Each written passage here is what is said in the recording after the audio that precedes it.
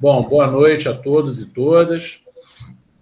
Em nome da Destra e do Observatório da Pequena Empresa, que são dois projetos de extensão que a gente desenvolve aqui na Universidade Federal Fluminense em Macaé, a gente dá início ao nosso fórum sobre a Lei da Liberdade Econômica e a Lei do Ambiente de Negócios.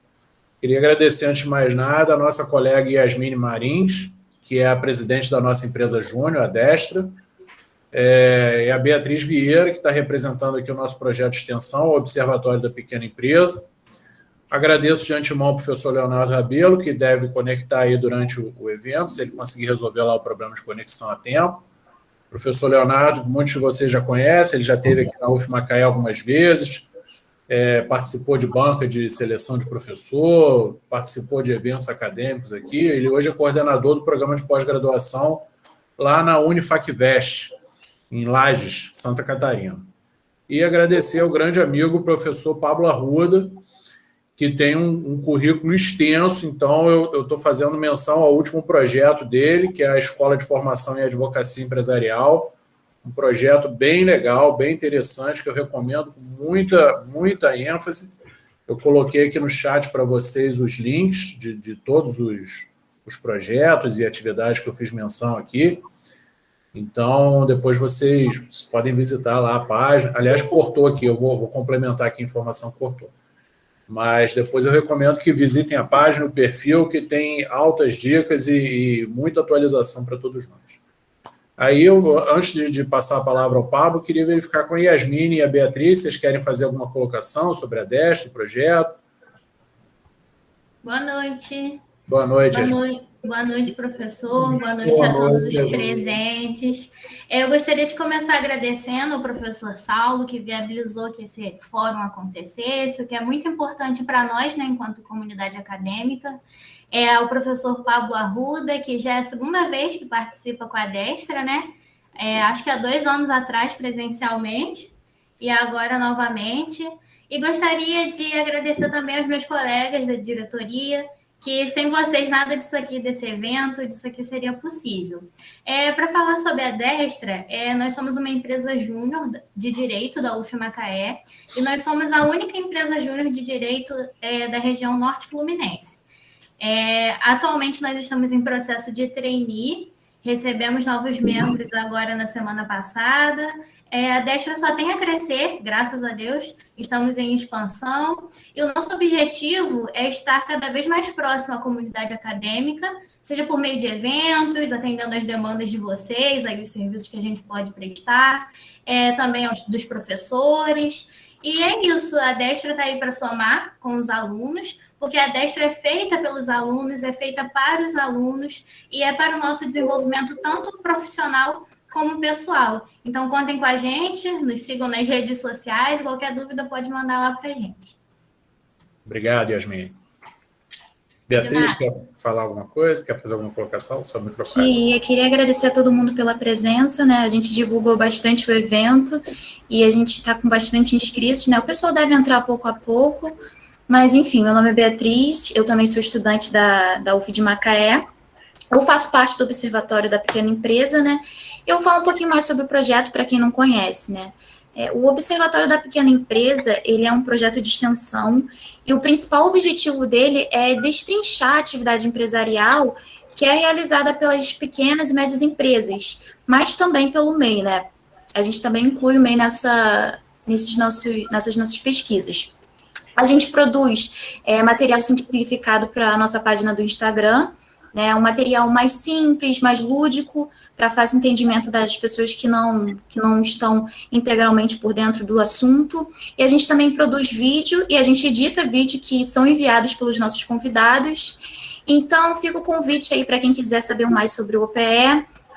Eu vou deixar um link do nosso canal do YouTube, do nosso e-mail, do nosso Instagram, para quem tiver um interesse participar e conhecer um pouco mais. Beleza, Beatriz. Agradeço aí por suas colocações, agradeço a Yasmine. E aí, sem mais delongas, eu passo a palavra ao nosso amigo professor Pablo Arruda, para ele fazer as tratativas aí do tema que a gente veio colocar. Amigão, está contigo. Maravilha, meu amigo.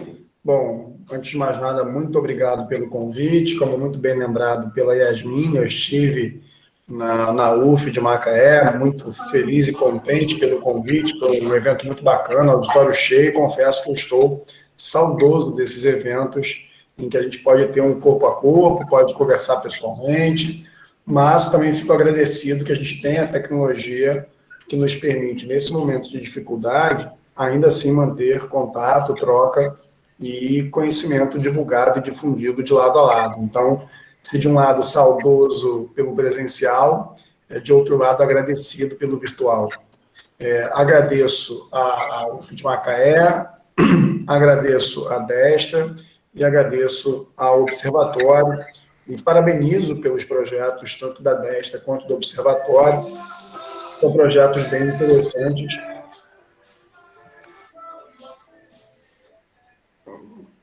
Vamos lá. São projetos muito interessantes e que sempre estimulam conteúdo que possa ajudar o pequeno empreendedor e aqueles que auxiliam o empresariado brasileiro, que são basicamente os advogados e, claro, também os contadores. Eu costumo dizer que o contador é o primeiro advogado de todo o pequeno empresário e talvez do pequeno e médio empresários aí. E o papel desse observatório, o papel da Destra é de estímulo ao empreendimento, é de estímulo à atividade econômica. Então, deixo meus parabéns aí e deixo meu agradecimento. Antes de eu começar a falar do tema para o qual fui convidado, eu pergunto ao professor Saulo qual é o tempo que me guarda para que eu não erre muito com vocês em relação a isso. Mestre, você tem o tempo que desejar, mas a gente estabelece aí um teto aproximado entre 20 e 30 minutos. Maravilha. É muito extenso, e se o Leonardo conseguir entrar também, ele tem algum tempo. Não, maravilha, então. Então, já estou aqui me programando, como você disse, entre 20 e 30. Eu já trabalho com os 30 porque me conheço, né? Sei que falo sem parar. Então, eu sei que eu vou pecar com vocês em relação ao tempo. Caramba, cadê a minha... Só um minutinho que me fez sumir aqui, onde eu acompanho vocês no visual. Só um minuto. Pessoal, enquanto o professor encontra lá o ícone, se vocês concordarem, né, eu faço um convite para quem se sentir à vontade, abrir as câmeras também. Ah, muito bom, Saulo. Visualizar, eu conheço o Pablo, eu sei que ele sente mais à vontade dessa forma, então quem tiver disponível, quem concordar, por favor.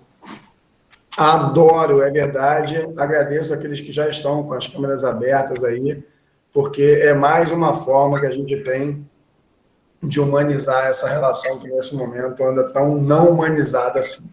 Bom, consegui me achar aqui onde eu estava vendo vocês e me vendo. Obrigado, Ramon, Davi e, claro, Beatriz e Yasmin já estavam com as câmeras abertas aí. Bom, eu fui convidado pelo professor Saulo para conversar com vocês um pouco sobre a Lei 14.195, né, fruto da conversão da medida provisória 1040, para falar um pouco das suas novidades e das suas polêmicas. Né? Eu, como não sou de muito sossego, adoro uma polêmica, pelo menos ela deixa movimentados os grupos de docentes e de alunos em relação aos assuntos ali abordados. Antes, porém, de falar especificamente, Saulo, da 1495, eu queria ambientar vocês sobre o momento que a gente está vivendo em matéria de produção legislativa, tá? Um alerta, por favor, nenhum comentário do professor de vocês, em nenhum ambiente educacional, será de cunho político, ele sempre será de cunho analítico, independente do governo que esteja em situação. Isso é muito importante deixar claro, porque hoje, como tudo anda tão polarizado, dependendo da forma como a gente faça um comentário, isso pode carimbar você com um certo título que não investe. Então, se eu fizer um comentário dizendo, bom, o MEI, que era um assunto que o Léo abordaria ou vai abordar conosco aqui, é produto de uma estratégia política do governo Lula em 2008, com a Lei Complementar 128, e que é um projeto incrível, que trouxe pertencimento ao pequeno empresário, né, ficou ali conhecida como a lei do camelô, etc., que gera, nesse pertencimento, dignidade e, antes de mais nada, também um certo recolhimento e regulariza a condição dos pequenos do microempreendedor no sentido mais amplo da palavra, e eu não estou falando bem do governo Lula. Depois eu posso falar que no governo Temer nós tivemos um avanço interessante por conta da lei do cabeleireiro parceiro, né, que regularizou a relação de barbeiro, cabeleireiro, manicure com os salões, né, numa relação entre o MEI e o salão, podendo ser MEI. Então, veja, quando eu falo isso, eu não estou falando bem do governo Temer, eu estou fazendo um comentário sobre um lançamento legislativo ocorrido naquele período político, tá? E agora, o meu comentário diz respeito a algumas mudanças legislativas que nós estamos experimentando recentemente, que estão dentro desse ambiente político que vivemos, e, portanto, não é um comentário nem elogioso, nem nada, é um comentário analítico, tá certo? E que traz para nós algumas mudanças legislativas que impactam sobremaneira na atividade econômica e na atividade empresarial. Eu posso sugerir aqui alguns exemplos antes de falar especificamente da 1495. Primeiro exemplo, talvez um dos mais impactantes, a Lei da Liberdade Econômica. Tá? Vocês pegam lá a MP 881, que é de abril de 2019, e 30 de abril de 2019, e que foi convertida na Lei da Liberdade Econômica, a Lei 13.874, de 20 de setembro de 2019. Então, quando você pega lá a Lei 13.874, Lei da Liberdade Econômica, você vai ver ali naquele sistema uma série de inovações em matéria de relação econômica, no sentido mais amplo da expressão. Nós temos um Código Civil modificado para dar voz novamente ao Pacto da Sunt Servanda, que estava adormecido desde o Código Civil de 2002, né? Nós saímos de um código obrigacional de 16 para um código humanizado em 2002. Toda a demanda reprimida gera um efeito elástico, então, se lá atrás o Código 16 nos obrigava a um Pacto da Sunt Servanda inafastável, inarredável, a partir do Código Civil de 2002 e claro, proveniente da Constituição de 88, a gente passa a ter uma fragilidade das relações jurídicas e em prol de uma suposta humanização. Só que isso fragiliza as relações mercantis, as relações comerciais, as relações contratuais e coloca em xeque o próprio Pacto da Sunt Servanda, a própria relação obrigacional e a obrigatoriedade de cumprimento de contratos. Então, Saulo está aí há muitos anos na carreira docente, eu também, eu já era docente antes de entrar em vigor o Código Civil de 2002, porque entrou em vigor em 2003, eu me tornei docente em outubro de 2002, e a gente observa essa mudança, né? Então, quando a gente tem uma Lei da Liberdade Econômica, com a 13874, é uma resposta a um efeito elástico que veio com a Constituição de 88, e os efeitos que ela gerou sobre o Código Civil editado em 2002 e que fragilizou as relações jurídicas. Então, agora, se vocês pegam, por exemplo, o artigo 3º da Lei 13.874, lá no inciso 8, você vai ver uma regra que salta aos olhos. Ele vai dizer lá, Beatriz, o pacto privado em matéria empresarial prevalece hierarquicamente sobre a legislação empresarial. Olha que coisa incrível. Você dizer que um contrato empresarial que eu faça com o Saulo, seja ele societário, seja ele um build to suit, um contrato de natureza empresarial, qualquer que seja ela, terá no pacto privado regras que prevalecerão sobre a legislação empresarial, ressalvadas as matérias de ordem pública. Cara, isso é incrível, né, pessoal? Isso dá para a gente uma liberdade negocial muito grande. Boa noite, Ana. Obrigado pelo vídeo aberto. Ana Luísa. Então, isso dá para a gente uma liberdade muito grande. Evidentemente, que enaltece o trabalho dos advogados. Entendam vocês, estudantes, eu também sou estudante, serei a vida toda.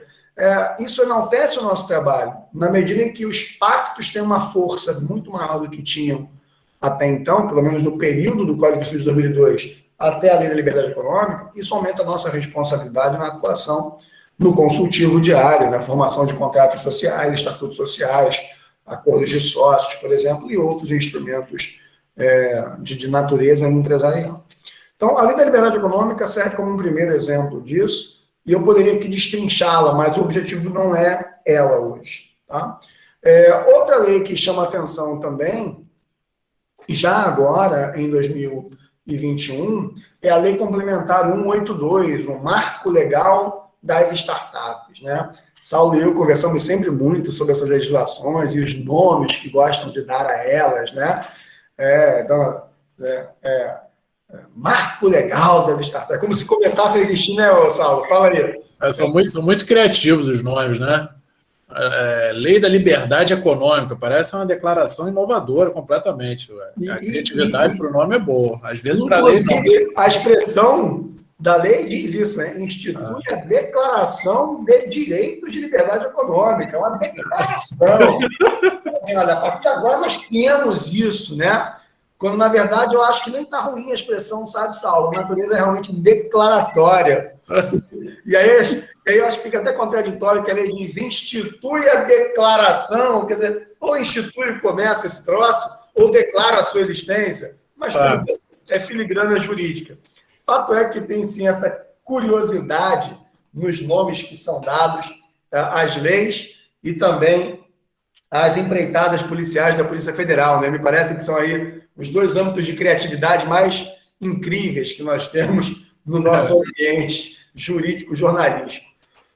Então, temos aí o Marco Legal das Startups, com a Lei Complementar 182, que já está em vigor, e dele se extrai, né, desse Marco Legal das Startups, se extrai uma série de coisas, a ampliação do conceito de startups, que foi um conceito introduzido com a Lei Complementar 157, de maneira muito tímida, lá na lei de ME-EPP, mas trazendo investidor anjo como sendo um investidor não sócio, né, sem responsabilidades quaisquer de sócio, entretanto, podendo investir seu capital sobre essa natureza jurídica apenas em MEs e EPPs. Eu escrevi e publiquei um artigo com a professora Mariana Maduro no Migalhas sobre o investidor anjo. Agora se amplia a figura do anjo, podendo não ser apenas uma investida micro e pequena empresa. Essa investida pode ser de outra estatura de faturamento, né, com faturamento no bruto de até 16 milhões, e traz outras coisas a reboque. A partir dali, né, a gente passa a ter, por exemplo, a possibilidade de uma diretoria de uma SA ser formada por apenas um diretor.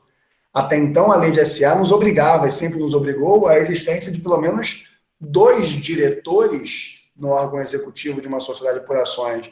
E a partir da Lei Complementar 182, um jabuti que foi colocado ali, evidente, né? Marco Legal da Startup, e aí vem um regulamento para alterar a lei de SA.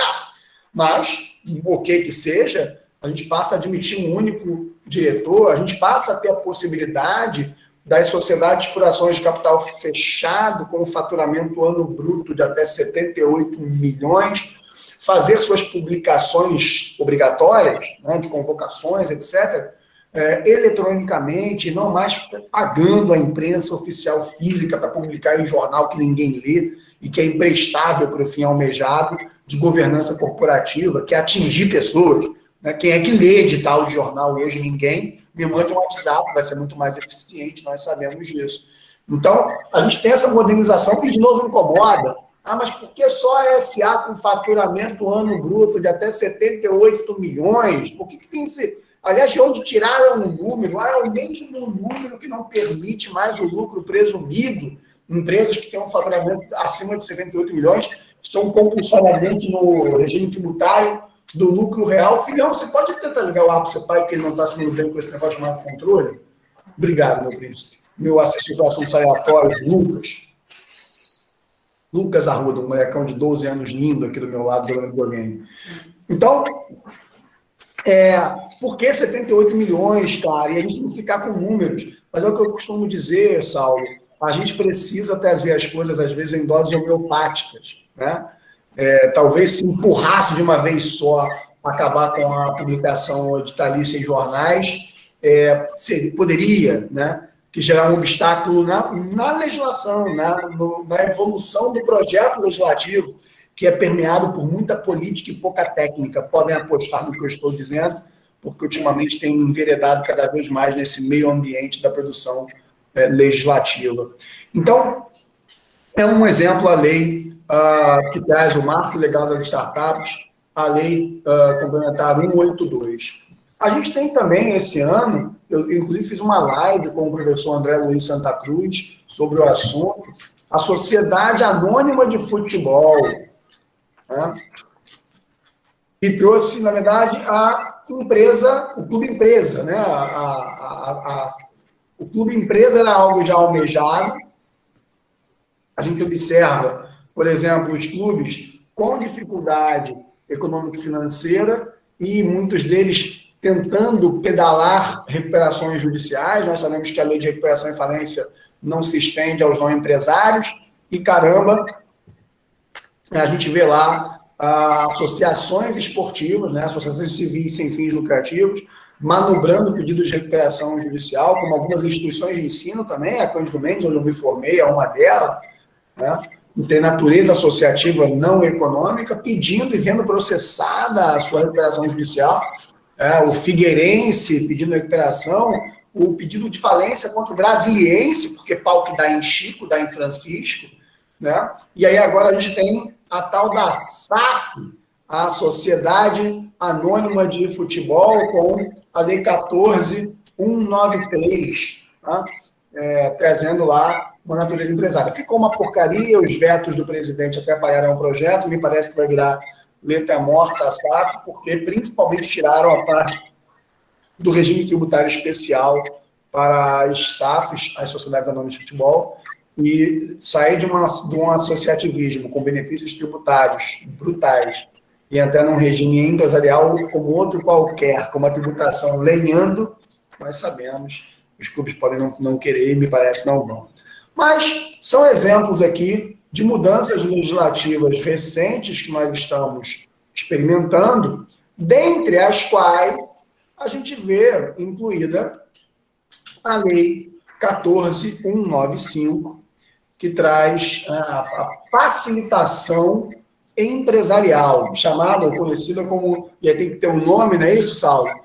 Então, Lei do Ambiente de Negócios. Então, temos uma lei do ambiente de negócios. Principal objetivo dela, a facilitação das relações empresariais. Uma curiosidade para vocês, primeiro, ela vem através de uma medida provisória, a MP 1040, né? E na conversão, ela foi extremamente alimentada, tá, pessoal? A gente observa que, durante esse governo, tem sido recorrente a edição de medidas provisórias, é um governo que tem uma fome bem evidente por medidas provisórias, e na hora da conversão em lei, o que se observa é uma timidez nos projetos de conversão, evitando inchar os projetos de maneira muito violenta, a ponto de inviabilizar uma aprovação da conversão. Tem uma MP desse tamanho, e aí no projeto de conversão, a gente vai colocando jabutis, e aí em dado momento, caramba, o que tem dali, né? É o que nós conhecemos como contrabando legislativo, tá, pessoal? Essa coisa de você inserir dentro de um projeto de lei elementos que não integram a sua essência, né? Ou jabuti, no jargão jornalístico, né? O contrabando legislativo.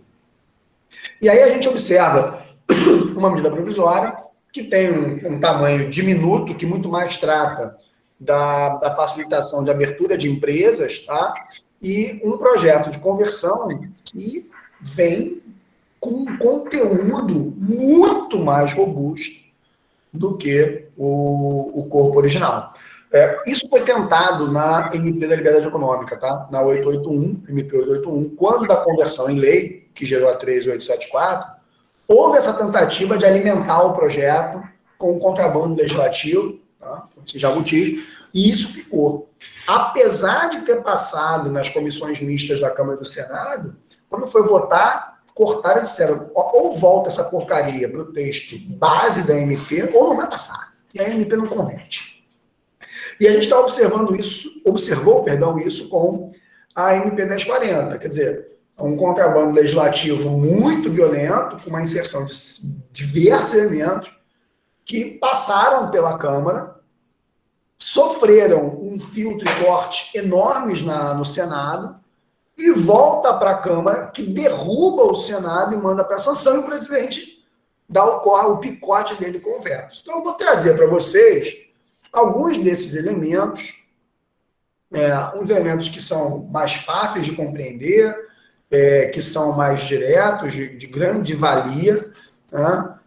Primeiro, a gente tem a facilitação e a ampliação do Rede Sim, né, que agora é o CGSIM, né, a gestão, né, de Rede Nacional de Simplificação de Registro, tá, promovendo ali, através da Rede Sim, né, uma integração sistêmica para registro empresarial, para facilitação do registro empresarial. A gente tem uma alteração no que toca a busca prévia de nome, busca prévia de local, que é uma coisa de maluco. Eu faço uma busca prévia para saber se eu posso abrir. Aí tem que pagar e tem que esperar o órgão dizer. Cara, transformaram isso numa pesquisa de internet, então você vai poder fazer a busca prévia de nome, a busca prévia de local. O próprio empresário poderá fazê-lo independentemente do poder público nos entregar a informação, então ele vai acessar a informação para essa busca prévia. Nós tivemos um reforço na questão da dispensa de alvará, é algo que ainda está muito tímido. Aliás, o DREI, Saulo, lançou essa semana o levantamento dos municípios com relação à dispensa de alvará, conforme foi instituído pela Lei da Liberdade Econômica, a 13874, que os municípios têm uma dificuldade de entender o comando, sabe, cara? Acho que impacta no orçamento deles, né? Se eles não têm a burocracia, não tem como cobrar. Então, é um tipo de resistência até um tanto quanto natural, porque ele perde o controle das portas abertas, né? E pior, né? Ele perde a receita.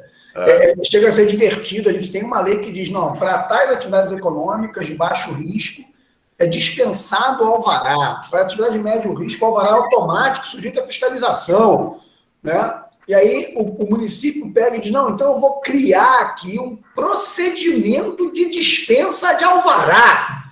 Meu filho, por que é um procedimento de dispensa de alvará se o troço é um ato negativo, né? É um ato negativo, é não ter que. Não tem procedimento para o não ter que, é coisa de maluco.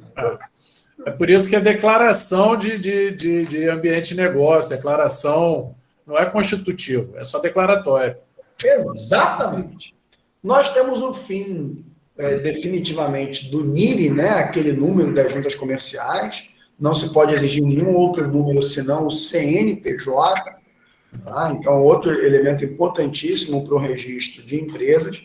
Do ponto de vista tributário, pessoal, tem uma mudança muito bacana, que é a unificação das fazendas e receitas, né? A Receita Federal, Fazenda Estadual, Municipal, Distrital, todas vinculadas a um único número de inscrição, o CNPJ. Né? Que é algo que, caramba, me enlouquece, né? Às vezes eu vou fazer um cadastro para dar aula em algum lugar, me perguntam meu PIS/PASEP. Meu filho, pô, Saulo, hein? PIS/PASEP, cara. Né? Então o CPF não tá bom, não, meu CPF, tá tudo. Né? A mesma coisa é o empresariado brasileiro. O cara tem inscrição na Receita, CNPJ, ele tem NIRI, ele tem inscrição municipal, inscrição estadual. Cara, e interessante, mesmo depois que você deixa de ser seletista, como é o meu caso, às vezes ainda pedem um PIS/PASEP. Pedem, eu não sou, eu queimei minha CTPS. A carteira de trabalho ainda precisa ter o PIS. Eu queimei minha CTPS quando eu pedi demissão da última instituição de ensino que eu fui professor de carteira assinada na graduação, que foi o BMEC, em 2009. 2009, vejam aí, já tem 12 anos, não é isso? Pela minha conta rápida. E eu queimei, peguei minha CTPS, fiz um ato de resistência ali, cara, e queimei. Falei, isso aqui me aprisiona, a CTPS aprisiona o ser humano. Eu não posso ser professor de direito empresarial e ter CTPS, cara, não é compatível.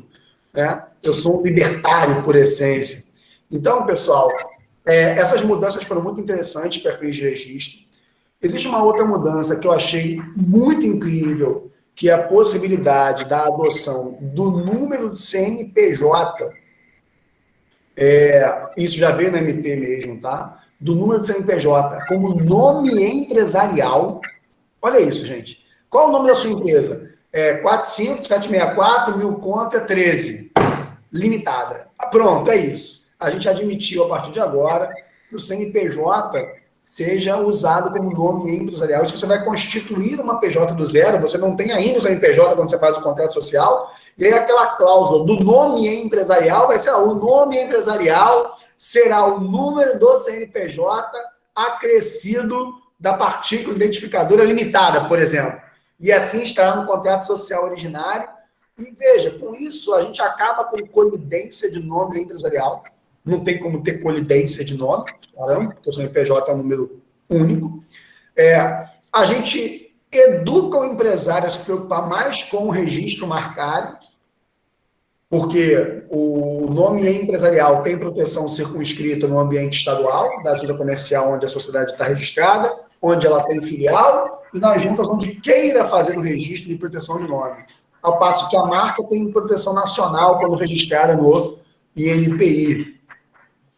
E a adoção do nome empresarial vinculado ao CNPJ faz com que você passe a adotar tudo como nome de fantasia. O nome de fantasia é tal. Meu nome empresarial é CNPJ tal, limitado.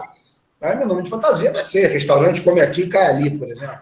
E aí, se eu quiser ter a proteção desse nome, então eu tenho que me preocupar ainda mais com o registro marcário, o que abre espaço para uma advocacia. A advocacia que atua com propriedade industrial, não é? Porque vai aumentar a demanda, ou eu espero que os empresários enxerguem isso, né? Pelo registro marcário, e uma vez registrada a marca, você gera uma proteção nacional. Então, evidentemente, bem melhor do que uma mera proteção estadual.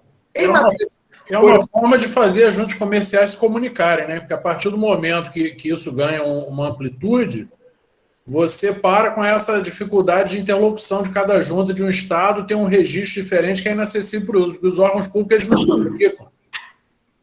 Isso é uma outra coisa que a lei previu, Saulo, interessantíssimo, de que o DREI passa a ter a atribuição, por exemplo, de determinar sistema para as juntas comerciais.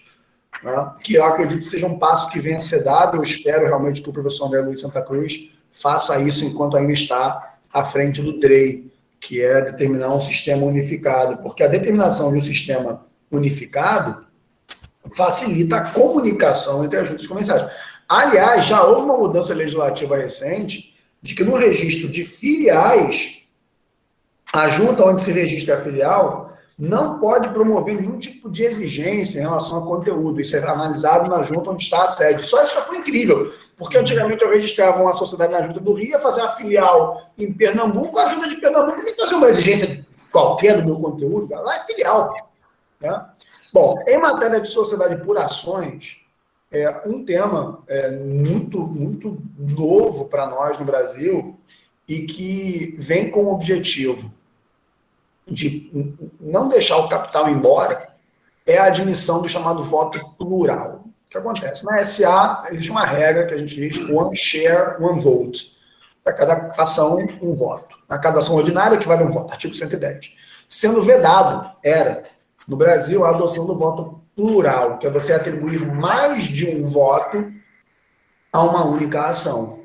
Muitas empresas acabam preferindo abrir capital ou ter registro em bolsas fora do país, porque lá, por exemplo, nos Estados Unidos, se admite voto plural. O Snapchat, por exemplo, tem voto plural. Os fundadores têm relação de voto de 10-1 em relação aos outros sócios. Tá?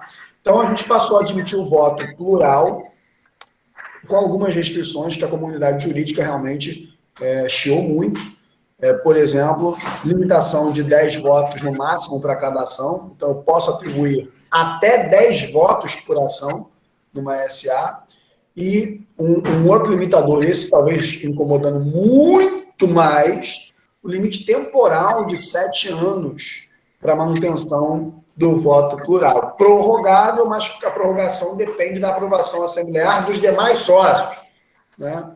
O professor Fabílio Coelho foi signatário principal, e eu fui signatário também de uma carta aberta ao Congresso, pedindo que houvesse o picote, né, o corte desses limitadores para o voto plural. Deixa o mercado se regular. Se você achar que tal empresa tem um sócio fundador déspota, que quer ter 10 votos para 1, e que com 10% do capital ele controla a empresa, porque ele tem 10 votos para 1, cara, você vai investir lá se o negócio for bom. Se o negócio não for bom, você não investe. Eu não estou nem aí se o controlador da empresa é déspota.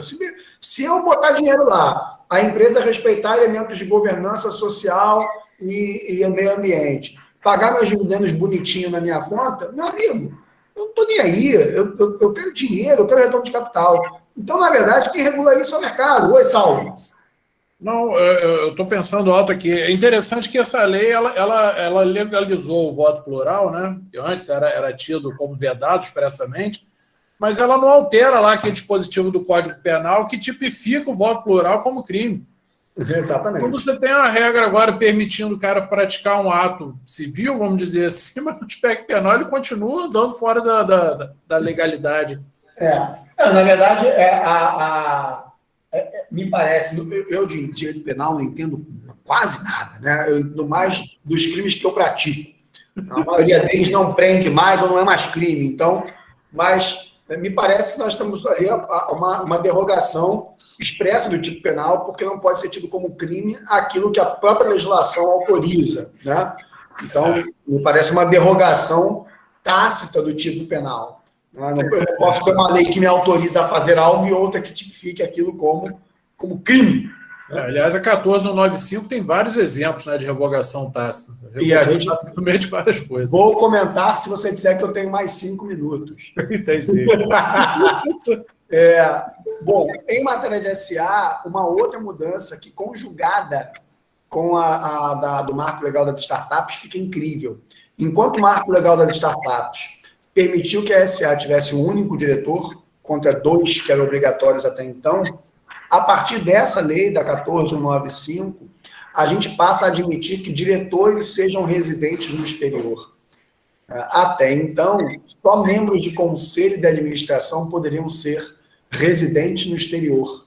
Olha aí, a globalização verdadeira a partir do Covid permitiu a gente perceber que dá para atuar em qualquer lugar do país, não só para cargos consultivos, né, como membro de conselho de administração, como órgão de orientação da diretoria, como também é possível para a diretoria atuar. Isso estimula muito a manutenção de capital estrangeiro no Brasil, né? Assim, muito, muito mesmo.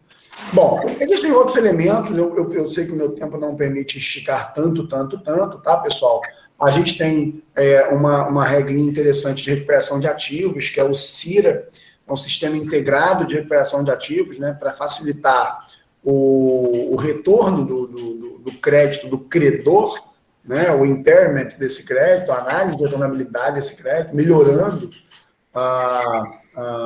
o acesso ao crédito, né, porque crédito bom é crédito que volta.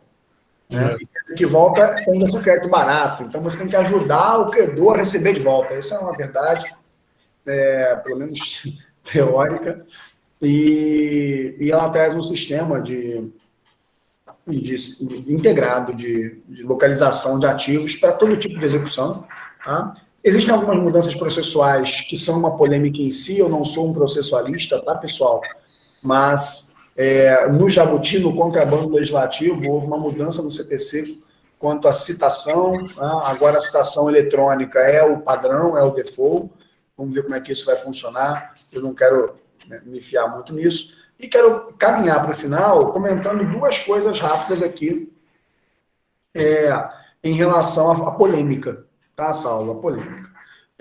A primeira delas é em relação à extinção da sociedade simples. Né?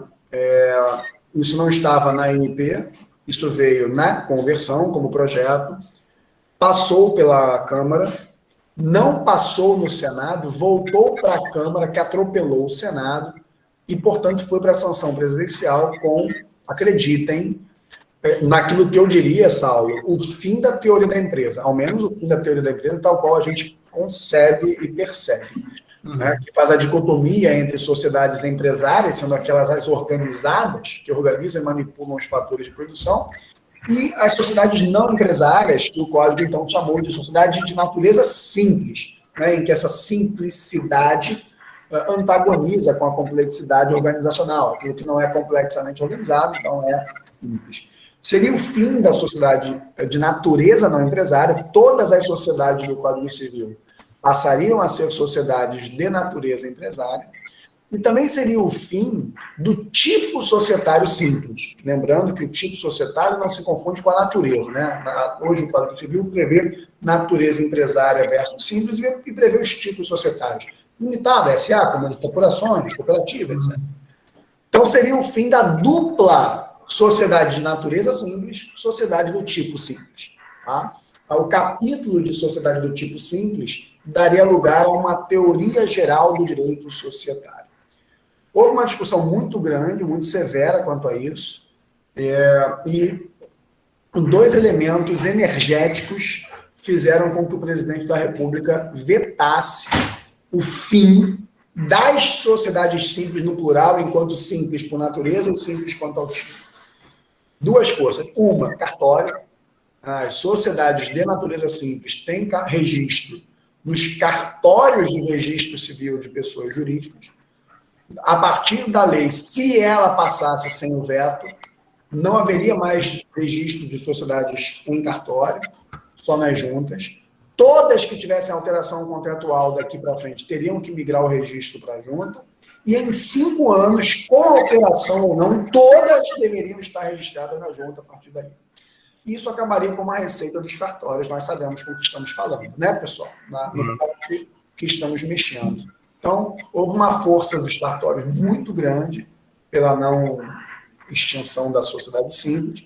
E o outro motivo foi de natureza tributária, né, por conta do regime do ISS fixo. Saulo e eu temos um artigo escrito em conjunto sobre isso, né, Saulo?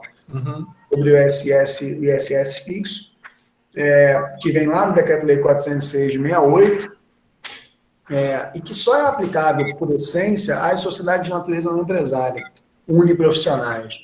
E aí eu concordo, haveria, talvez, o fim da figura jurídica do ISS fixo, porque os municípios iam deitar e rolar, dizendo, olha, sinto muito, cabe para a sociedade empresária, e até explicar que vai ter sociedade que vai ter mais organização, outras não, cara, isso ia ser ruim. A OAB fez uma força muito grande para evitar o fim.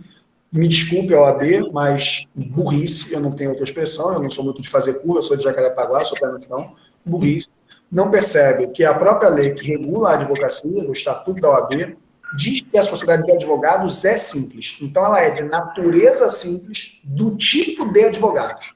Há uma confusão, a sociedade de advogados do tipo simples. Não, tipo simples é um capítulo do Código Civil, é um tipo limitado, é outro tipo societário.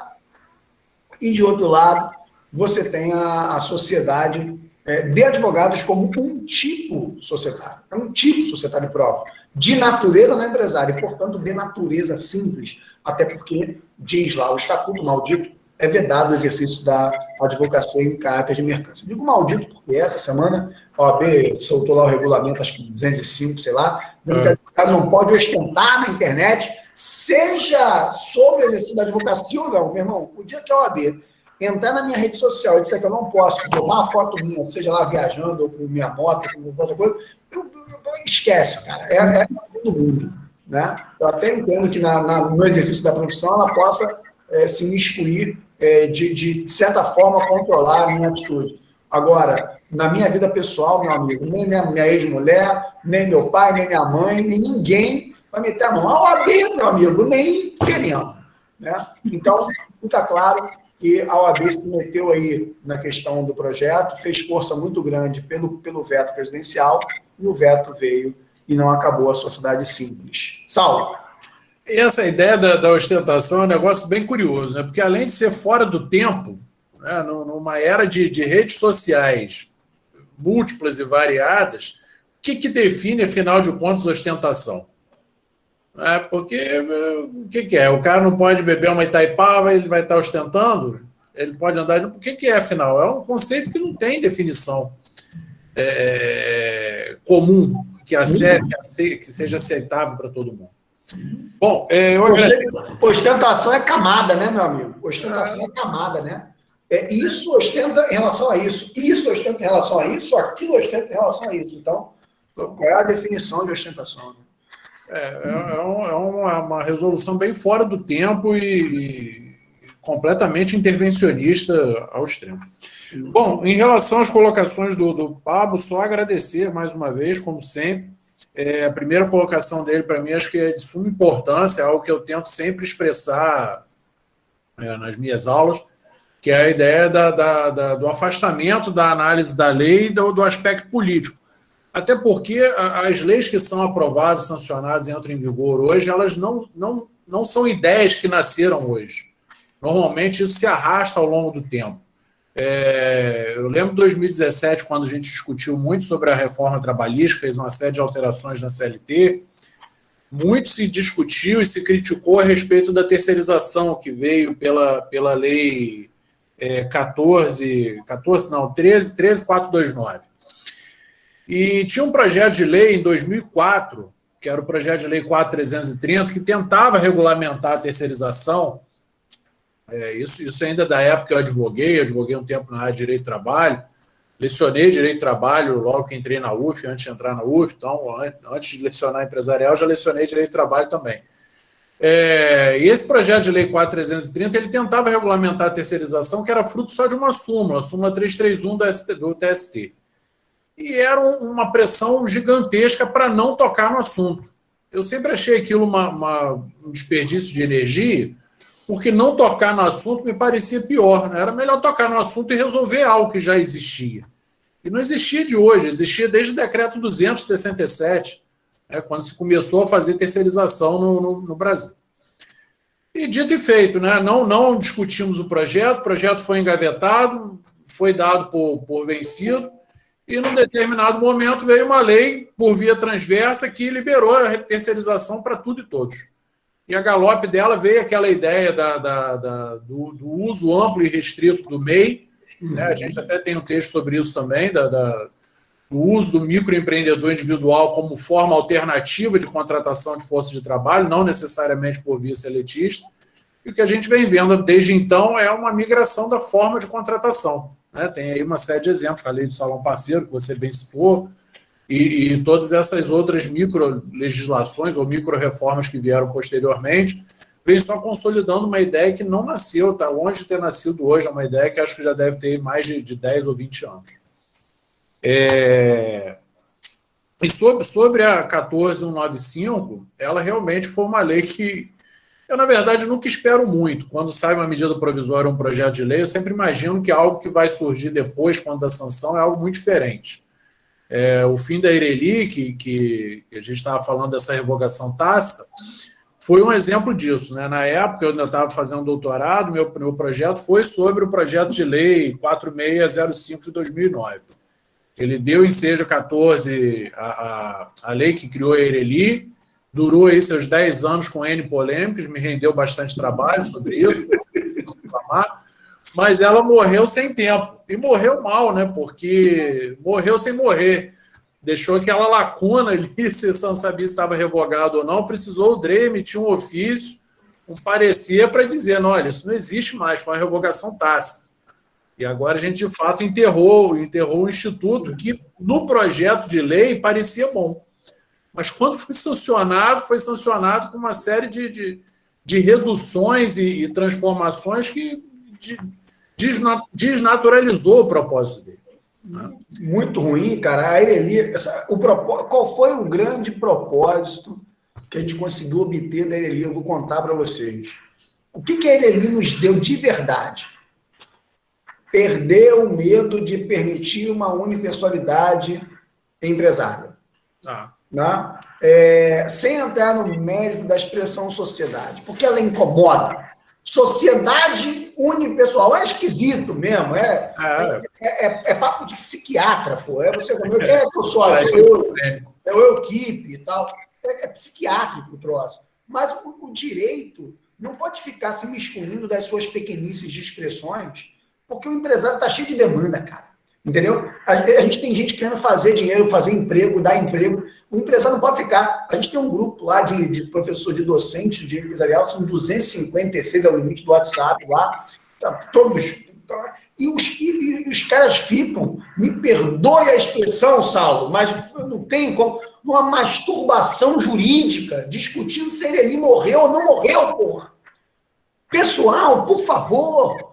Sabe? O que importa? Não é porque a Ireli... Que vai fazer o que com a Ireli? A gente tem limitado de pessoal.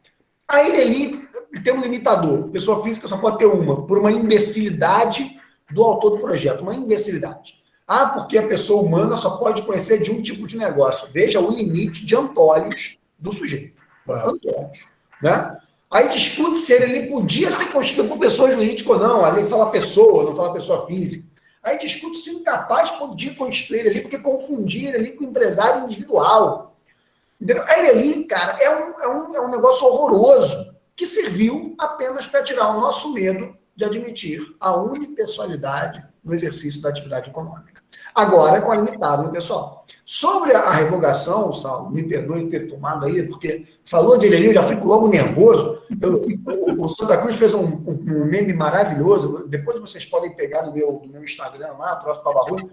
Ele fez um meme maravilhoso, aquela cena da filmagem do Coringa no trem, que tem um Coringa com a cara de roupa sentado, o diretor do filme esbravejando e o ator do Coringa assim, bravo, esperando, vai morrer. Né? E ele coloca lá, cara, como é que é? Os acadêmicos discutindo se ele acabou ou não acabou, e aí o Coringa sentado bravo, dizendo, o empresário querendo empreender, esperando coisas úteis, né? Na verdade, houve revogação, eu não tenho dúvida. Eu explico para vocês num segundo, Saulo.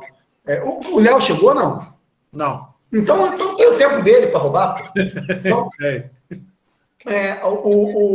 o que acontece foi o seguinte, pessoal. Houve um vacilo legislativo. Tá? O artigo 57 da Lei 14.195 é o artigo revogador. Ele vê, ó, estão revogados, e aí ele vem com incisos, uma lista de incisos.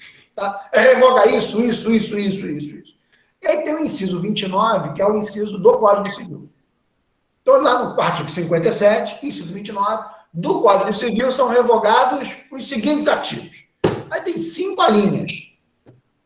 O que é o certo numa produção legislativa de revogação? O certo. Cada artigo que eu quero revogar vai numa alínea ou num inciso, num texto autônomo. Uhum. O que acontece é que vieram 5 alíneas e em cada uma delas tinha mais de um artigo do Código Civil sendo revogado. Na linha E, se eu não estiver enganado aqui, rateando, artigo 57, inciso 29, a linha E, se eu não estiver rateando, ele revogava os dispositivos da existência da sociedade simples, da dicotomia sociedade empresária versus simples. E o presidente quis revogar, como eu disse a vocês, ele não quis permitir, quis revogar não, gente, quis vetar, para não permitir o fim das sociedades simples. Isso já era uma questão política que estava quase certa. Só que na maldita linha onde estavam os artigos da Simples que seriam revogados, estava o 980A do Código Civil, que é onde está a Ireli. Então você tinha, numa mesma horizontal de alínea, alguns artigos para serem revogados, dentre os quais os das sociedades simples e o da Ireli. Como a vontade presidencial foi de não permitir o fim da Simples, ele teve que vetar aquela linha. E não se veta metade de dispositivo legal. Uhum. Então, ao vetar o 57, inciso 9, inciso 29, a linha E, ele vetou a linha toda. E ele não permitiu que o 980A, que é o da Ireli, saísse do Código Civil. Ficou lá. Ficou lá. Não é porque ele queria. Tanto não é que ele queria, que manteve-se na lei o artigo 41, que diz, olha, a partir da entrada em vigor desta lei, todas as Irelis são convertidas automaticamente em limitados unipessoais. Automaticamente. Agora, qual é a razão de ser Saulo, Beatriz, Davi, Rutiele, Yasmine, Ana Luísa e as mais 35 pessoas, como aparece na tela para mim? Qual é a razão de ser de eu ter um dispositivo dizendo, olha, a partir de hoje, todas as Irelis são convertidas em limitadas unipessoais. E tem um outro artigo que diz que o animal pode entrar na junta comercial no dia seguinte e constituir uma Ireli. Faz sentido na cabeça de vocês, sim ou não? Não faz sentido nenhum. Como não faz sentido o parágrafo único do 966 subsistir até hoje? Era muito mais simples se o legislador tivesse revogado aquele 966, parágrafo único. Parágrafo único não serve para nada, nunca serviu, e colocasse ali uma regrinha dizendo que o empresário poderia limitar o seu investimento ao valor do capital social que ele desejasse. Pronto, ele limitava a responsabilidade patrimonial do cara, que ele não quer colocar tudo em risco natural, e resolvia isso. Agora, a gente espera, né, que não inventem alguma coisa para florear a sociedade limitada unipessoal. Eu espero. Do jeito que tá bom. Não criar nenhum. Ele morreu por revogação tácita, a LINDB diz, artigo 2º, parágrafo 1º da LINDB, a lei nova revoga a anterior quando expressamente o disser, ou quando ela for incompatível. O artigo 41 da lei é incompatível com o outro que permite criação de Ireli, porque não faz o menor sentido eu transformar todas hoje no dia seguinte montar uma nova. E aí ficam os caras discutindo o sexo dos anjos, se ele morreu ou não morreu. Me desculpe, deixa ele morrer em paz. Sei que não foi um enterro digno, sei que não foi um enterro digno. O André Santa Cruz teve que editar o ofício, mas fato é que chega de Ireli para nós. Não é isso, Saulo? Agora, um outro ponto interessante que você tocou aí diz respeito a essa ideia do nome empresarial agora por número de CNPJ. Essa regrinha não revoga aqueles 1155 e seguintes do nome empresarial, está ascendente também? E aquela regra, aquilo já é chato de explicar, quanto mais de entender, né? O nome limitado no final, CIA no começo, é chatinho demais. Agora, se pode substituir tudo por número, aquilo lá também não tem mais razão de ser. Ao menos me parece que agora a gente tem, infelizmente, 3 categorias de nome empresarial. Firma, denominação e CNPJ. Firma, denominação e CNPJ. Ou o CNPJ entraria no critério de denominação, uma expressão vulgar, né? Mas eu concordo com você em gênero, número e grau. Pense no instituto inútil, instituto da dicotomia, denominação versus firma. Pense no instituto inútil. Eu desafio vocês a conciliar o 1157, que diz que as sociedades que têm sócios ILI operam mediante firma, e concilia com os tipos societários e vê a porcaria que vai dar. A Simples Pura tem sócio ILI, admite firma ou denominação. Aliás, no 997, inciso 2, diz o contrato social indicará a denominação. Mas aí você pega as comanditas, tem sócio ILI e ILI. A comandita por ações opera mediante denominação. E assim vai, Saulo. E são outros institutos que já podiam ter ido também junto, né? Sociedade ilimitada, no tempo que a gente quer limitar tudo. Para que sociedade ilimitada? Deixava só a em conta de participação, que ainda serve, e o resto podia deixar de existir há algum tempo. Exatamente. Meu amigo, eu sei que você me ofereceu entre 20 e 30 minutos. Eu contabilizo aqui, nesse momento, 50, se eu não estiver enganado. O que significa que eu não sou bom de cumprir regras. Como eu disse, quando eu terminei minha última relação de emprego em 2009, por demissão pedida, requerida por mim, eu pedi demissão, eu queimei a minha CTPS. E a prova de que eu não sou bom em seguir regras está aqui, né? Você me concedeu um tempo e eu extrapolei, eu peço desculpas a vocês por isso. Agradeço mais uma vez o convite feito pela Destra, pela UF, e parabenizo o projeto do Observatório. Meu amigo Saulo, obrigado, cara, você é um cara incrível para mim. Eu posso dizer a todos vocês, o Saulo tem uma importância muito grande na minha vida acadêmica. Foi um cara que me estimulou, me apoiou e me ajudou demais durante o meu mestrado, me apoia durante o meu doutoramento. É um cara com quem eu escrevo com alguma rotina, é de uma generosidade acadêmica muito grande. Nós estamos com um livro na Juspodium para ser publicado sobre títulos de crédito. Esperem, vai ser uma obra para ser usada realmente na graduação, nos cursinhos, sobre títulos de crédito. E outros textos que a gente vive inventando moda de escrever, né, Saulo? Então, cara, eu faço esse agradecimento público aqui por tudo que você representou e representa na minha vida acadêmica, tá bom, meu irmão? Tenho certeza que é mútuo. Acho que a parceria é grande mesmo. Eu conheci o Pablo em 2017, quando eu estava fazendo pós-doutorado, precisava fazer uma pesquisa. Ele nunca tinha me visto, me recebeu lá no escritório dele, de portas abertas, me ajudou bastante. E de lá para cá a gente vem produzindo bastante coisa interessante, realmente. E o próximo semestre vai começar agora em outubro. Se tudo der certo, a gente já começa com um livro novo aí para títulos de crédito, se bem que acho que boa parte de vocês já fez essa matéria, né? Pessoal, deixa eu perguntar aqui, de fato a gente avançou mais um tempo, mas tem alguma pergunta, alguém tem alguma questão a colocar, que a gente possa esclarecer, voltar no ponto? Não sei se tem alguma coisa aqui no chat. Tem, meninos? Vocês chegaram a ver? Até agora não, professor. Não tendo perguntas. Então, não tendo perguntas, acho que a gente pode encerrar. Eu peço desculpas aí pela ausência do professor Leonardo, mas, infelizmente, essa questão da tecnologia ajuda, mas também gera alguns imprevistos sobre os quais a gente não tem controle, né? E o colega, ele teve um problema de conexão lá, infelizmente, e não conseguiu acessar a tempo. Então, agradeço mais uma vez aí meu amigo Pablo por compartilhar um pouco do conhecimento dele com a gente aqui. Já é uma certa rotina da nossa empresa Júnior. E agradeço a Beatriz e a Yasmine pela parceria na promoção desse momento. A gente tem uma hora e pouco aqui, mas a burocracia para chegar aqui às vezes é grande, né? Mas faz parte. Agradeço bastante aí vocês por tudo.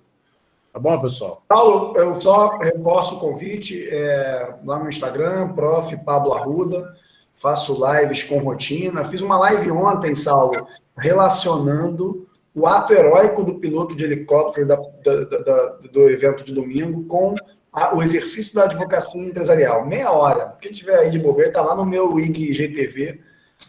Fiz de bobeira, rapidinho ali, correndinho. Então, sigam lá, Prof. Pablo Arruda. E também acessem lá o site escolaefai.com.br, pessoal, um projeto magnífico que eu idealizei junto com o professor André Luiz Santa Cruz, que é o diretor-geral do DREI. É uma escola voltada para a prática em advocacia empresarial, é uma escola sem início, meio e fim, é de recorrência informacional. Vocês olharem a programação lá, vocês vão ficar malucos com o negócio. O objetivo é de extrema acessibilidade de conteúdo, é um valor muito baixo, que os alunos pagam por mês para ter acesso, para ter aula com os principais nomes da advocacia empresarial do país, em cada disciplina, em cada subdisciplina da matéria. Então, aconselho que vocês deem uma passadinha por lá, pelo escolaefai.com.br. Tá bom, Saulo? Beleza. Eu coloquei aqui no chat os endereços certinhos. Se alguém não conseguiu anotar, quiser pegar aqui, está aqui no nosso bate-papo aqui no... Professor, só poderia fazer um agradecimento final?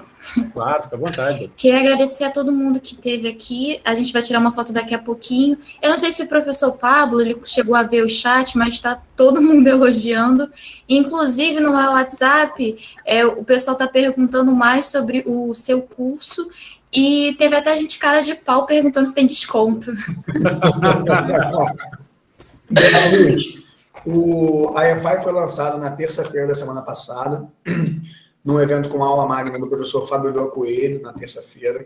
Na quarta-feira, o professor André Luiz Santa Cruz deu uma aula sobre esse tema que eu abordei hoje com vocês, a Lei 1495, e na quinta-feira eu dei uma aula sobre dissolução parcial de sociedade. Essas 3 aulas estão disponíveis no YouTube da escola, da EFAI, gratuitamente, são as aulas de lançamento. A escola tem inscrição permanente, o valor, quando feita mensal, se eu não estiver enganado, são R$ 99,00 por mês. Para quem opta pela anualidade, são R$ 12,89, realmente muito barato, são pelo menos 4 aulas por mês. Pra vocês terem uma ideia, quarta-feira, amanhã, né? Hoje é terça, não é isso, pessoal?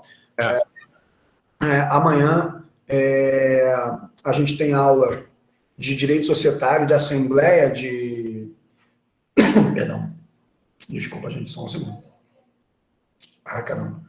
A gente tem aula de assembleia de sócios com o professor Marlon Tomazetti, que é um autor que é nosso conhecido de cabeceira, né? O Marlon vai dar aula sobre assembleia de sócios.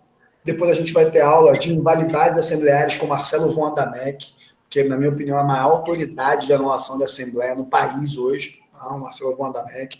Vai ter aula de assembleia de credores e recuperação judicial com Bruno Rezende, que é um dos principais administradores judiciais do país, de plano de recuperação judicial com a Juliana Bomachá, uma das maiores advogadas de empresas em recuperação do país. Minha ex é diversa em várias recuperações em que eu atuo por credores, ela é advogada de recuperanda. Bom, e por aí afora, pessoal, lá, registro de marca, A gente vai ter com a Cone Cesário, vai explicar por A mais B como é que faz registro de marca. Então, a escola é isso, é uma escola de formação permanente, com aulas semanais, no mínimo, ao vivo, que acontecem à noite, ficam gravadas, disponibilizadas no dia seguinte, ficam disponíveis permanentemente. Se quiser daqui um ano assistir a aula que foi dada um ano atrás, vai estar lá disponível para vocês.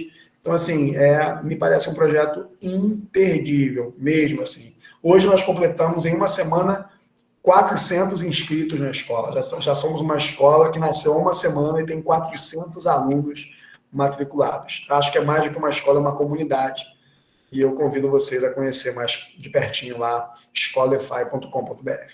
Tá bom? Sobre o desconto, Bia, é muito barato. Eu acho que a gente consegue fazer isso aí. É uma pizza de final de semana, né? Para ter aí pelo menos 4 aulas, de 3 horas cada por mês. Realmente acho que é muito bacana para vocês, tá bom? Obrigado pela oportunidade de fazer mais comentários, tá, Bia, sobre isso. Vamos tirar uma fotinho, pessoal? Agora!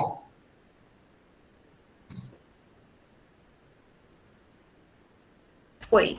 Foi? Beleza. Obrigada, gente. Obrigado mais uma vez, pessoal, todo mundo aí que conectou, obrigado pela presença, espero que vocês tenham gostado. No próximo mês a gente está preparando uma outra atividade aí com o professor Camilo e a professora Roberta Ramos sobre licitação em pequenas empresas.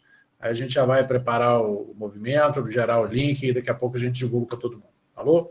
Valeu.